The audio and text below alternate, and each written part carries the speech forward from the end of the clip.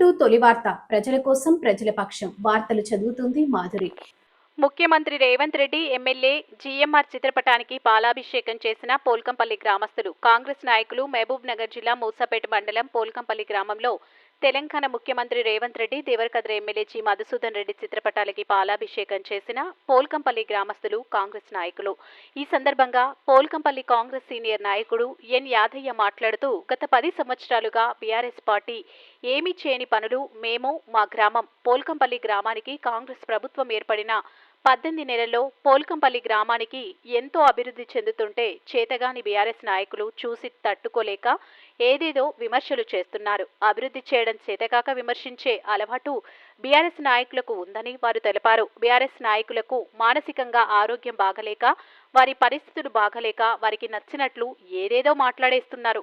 మీరు ముందు ఆరోగ్యంగా మానసికంగా బాగుండండి. ఎందుకంటే మీరు ఆరోగ్యంగా ఉంటేనే మేం కూడా గ్రామాన్ని అభివృద్ధి దశలో ముందుకు తీసుకెళ్లడానికి మాకు మరెన్నో అవకాశాలు కలుగుతాయని తెలిపారు. ఈ కార్యక్రమంలో ఎన్ యాదయ్య, పల్లి రాములు, నరసింహులు, శ్రీను, తిరుపతి రెడ్డి, శ్రీకాంత్, పల్లి సురేష్, మాల రవి, మాల నాగయ్య, షేరి నరసింహులు, సాయిలు, బైక్ని మైబూ, మొండి యాదయ్య, నరసింహులు, శేఖర్ తదితరులు పాల్గొన్నారు. మీ తొలి వార్త న్యూస్ ని సబ్స్క్రైబ్ చేసి, లైక్ చేసి, షేర్ చేయండి.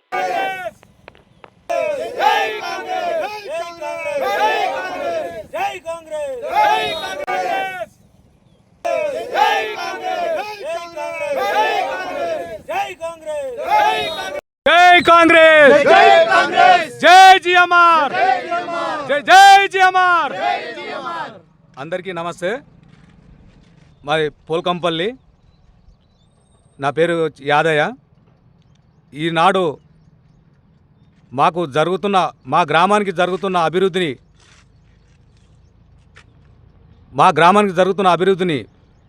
కొంతమంది చూసి తట్టుకోలేక ఏదేదో విమర్శలకు గురై వాళ్ళు మానసికంగా వాళ్ళ పరిస్థితులు బాలేక ఏదేదో మాట్లాడుతున్నారు.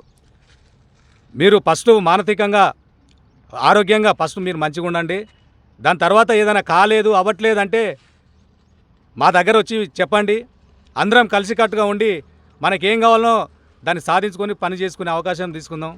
ఎందుకంటే మీరు ఆరోగ్యంగా ఉంటేనే మాకు కూడా ఆనందం ఉంటుంది. మేము కూడా 4 అడుగులు ముందుకేసి పని చేయగలుగుతాము.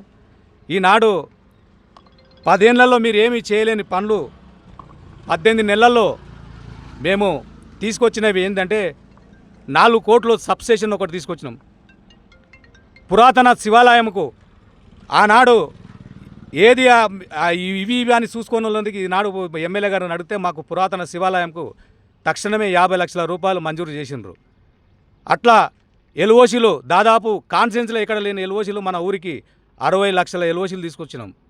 అట్లాగా చూస్తే రైతు రుణమాఫీ 2 లక్షలు, దాదాపు పోల్కంపల్లికే 2 కోట్ల రూపాయల చిల్లర పైసలకు రుణమాఫీ అయ్యింది. అక్కడక్కడ ఉండొచ్చు, ఒకరో ఇద్దరు ఉండొచ్చు. అది కూడా అతి త్వరలోనే చేస్తామని ఎమ్మెల్యే గారు ఆదేశాలు ఇవ్వడం జరిగింది. అది పోతే బోనస్, ఎప్పటికప్పుడు బోనస్ కూడా ఇవ్వడం జరుగుతుంది. మనకు యూరియా కొరత అనేది మనది కాదు, స్టేట్ లెవెల్లో కాదు, సెంటర్ నుంచి వచ్చే ప్రాబ్లం ఉంది. కాబట్టి మన ఎంపీలు గారు కూడా మన ప్రభుత్వం కూడా పైన నుంచి అదిగా కొట్లాడుతున్నారు. మనకి ఇప్పుడు అందుకే ఉన్న వాళ్ళు ఎంపీలు వీళ్ళు అందరూ చేసినందుకే మనకి ఈరోజు మళ్ళీ రావడం జరిగింది. ఇది సహజంగా అంత ఉంది. వాళ్ళే బీజేపీ ఎంపీలే చెప్తున్నారు అక్కడ పైన ఇజ్రాయిల్ అక్కడ ఉండే ప్రాబ్లం తోటి మనకు రాలేకపోయింది, అది మేమే ఒప్పుకుంటున్నామని వాళ్ళు కూడా చెప్పారు. దయచేసి ఇలాంటి మీరు వినండి. రాజకీయంగా మీరు ఏది పడితే అది మాట్లాడి ఏదో సాధిస్తామంటే అది కాదు. జనాలకు అన్నీ తెలుసు, రైతులకు అన్నీ తెలుసు. ఏం చేస్తున్నారు, ప్రభుత్వం వచ్చిన 18 నెలల్లో ఏం చేస్తున్నారు అని అంటే, ఇప్పటి వరకు మా విలేజ్కి పోల్కంపల్లికి దాదాపు 12 కోట్ల రూపాయల వరకు తెచ్చినాం 18 నెలల్లో. ఇంకా మాకుంది, అవకాశం ఉంది.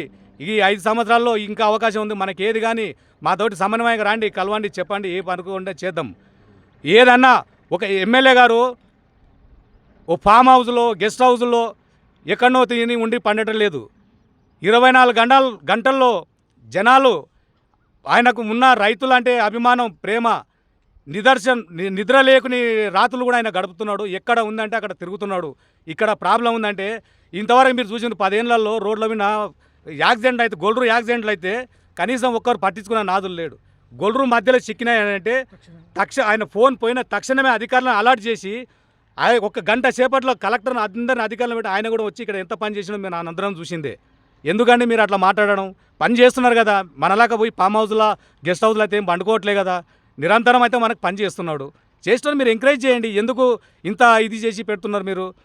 మొన్న ఇప్పుడు రైతులు చెరువు మన ఊర చెరువు కట్ట తెగిపోతుందంటే తక్షణమే అది తూము బంద్ చేసి రైతులకు ఆల్టర్నేట్ ఏం కావాలని అంటే అన్న ఇట్లా ట్రాన్స్ఫారం కావాలి, ట్రాన్స్ఫారం అయితే మనకు రైతులకు పంటలు కూడా ఇది ఉంటుంది, వాళ్ళతో కూడా మనకు అది ఉంటుంది అంటే ఇమ్మీడియట్లా 60 kV 3 ట్రాన్స్ఫారం ఏడీ గారికి చెప్తే ట్రాన్స్ఫారం వచ్చి ఇప్పుడు ఇక్కడ ఉంది. మనకు ట్రాన్స్ఫారం వచ్చిన అదృష్టం ఏందో కానీ మనకు అప్పటి నుంచి వర్షాలు పడుతున్నాయి కాబట్టి మనం ఏం లేదు, ఇలా ట్రాన్స్ఫారం కూడా తెచ్చి పెట్టుకున్నాం. ఇంకా మనకి ఇలాంటివి మొన్న మిషన్ భగీరథ వాటర్ మొన్న వచ్చిన అధిక వర్షాలతోటి ఇదే వాగుల పైప్ లైన్ మొత్తం కొట్టుకోపోతే ఊర్లో వాటర్ లేవు తాగడానికి. అన్న ఇట్లా వాటర్ లేదు, ఇది ప్రాబ్లం అని అంటే తక్షణమే కలెక్టర్ గారికి ఫోన్ చేసి 15 లక్షల రూపాయలు శాంక్షన్ చేసి ఈరోజు ఊరికి మంచినీళ్ళు ఇస్తున్నాడు. ఊర్లు బోర్లు వాగుల పైప్ లైన్లు పోయినా కూడా ఈరోజు మనకు అది అట్టున్న కూడా మీరు ఏం కావాలో సీజ్ చేయండి అంటని చెప్పి మాకు అధికారులకు మూమెంట్ చేసి మాకు ఈరోజు దగ్గరుండి పనులు చేసి ఈరోజు ఊర్లో ప్రాబ్లం సాల్వ్ చేసినాం. ఇంత చేస్తున్నాం మీరు చేసేదని మీకు కనబడట్లేదా? మీకేం పచ్చకామీలు వచ్చినవే? మీరు చూడండి, ఒకసారి చూడండి, మీరు ఎందుకు ఇట్లా అది చేస్తున్నారు?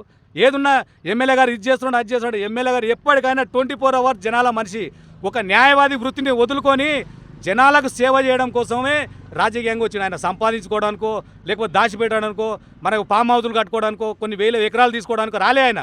జనాలకు సేవ చేయాలి, జనాల మధ్యలో నేను ఉండాలని జన నాయకుడు ఎప్పుడైనా తిరిగే వ్యక్తి ఆయన. అలాంటి వ్యక్తిని పట్టుకొని మీరు ఇలా మాట్లాడడం సంస్కృతి కాదు. మీ ఆ సంస్కృతి మార్చుకోండి. ఇప్పుడు ఇనాగ్రేషన్లు అంటే ఇప్పుడు ఇదే ఒక సర్పంచ్గా మా భార్య ఉన్నప్పుడు ఈ బ్రిడ్జి మేము ఉన్నప్పుడు ఇసుక కోసం దానికోసం కొట్లాడికి బ్రిడ్జి కంప్లీట్ చేసినాక మాకు ఇనాగ్రేషన్ బోర్డు అక్కడ పెడితే ఆ ఇనాగ్రేషన్ బోర్డు తీసి మీరు జెండా కట్టుకున్నారు. ఆ సంస్కృతి ఎవరిది? మాది కాదు కదా, మీరు నేర్పిందే కదా. అది వచ్చి ఇప్పుడు దానికి బ్రిడ్జి అయిన దానికి మీరు ఇచ్చిన బడ్జెట్ ఇప్పుడు ఎవరు ఇచ్చిండ్రు? మీ ప్రభుత్వం ఇచ్చిందే. ఇప్పుడు వచ్చిన ప్రభుత్వమే కదా ఇచ్చింది. మరి ఇచ్చినప్పుడు చేసుకోవడం తప్పేముంది? ఇనాగ్రేషన్ బోర్డు లేదంటే మీరు చూసుకోండి, అధికారులను అడగండి. అంతేగాని మీ ఇష్టం వచ్చినట్టు మాట్లాడితే ఇది కరెక్ట్ కాదు. ఇంకొకసారి మీకు ఏదైనా ఉంటే మా దగ్గర రాండి, మాకు సలహా ఇవ్వండి, మీ సూచనలు మాకు ఇవ్వండి, మేము సంతోషంగా ఆహ్వానిస్తాం, మేము పని చేస్తాం. కానీ ఇట్లా అడ్డగోలిగా మాటలు మాట్లాడితే మాత్రం ఖబర్దార్ బీఆర్ఎస్ నాయకులారా. ఇంకొకసారి ఇట్లాంటివి అయితే మాకు బట్టలు కూడా తీసి మాకు మంచిగా తొడిగించారు, మీకు బట్టలు కూడా తీసి ఇంట్లో పెట్టినరు. మళ్ళీ ఆ పరిస్థితి తెచ్చుకోకండి. రేపు స్థానిక ఎలక్షన్లో మేము ఏందో చూపిస్తాం. జై జిఎంఆర్, జై రేవంత్ అన్న.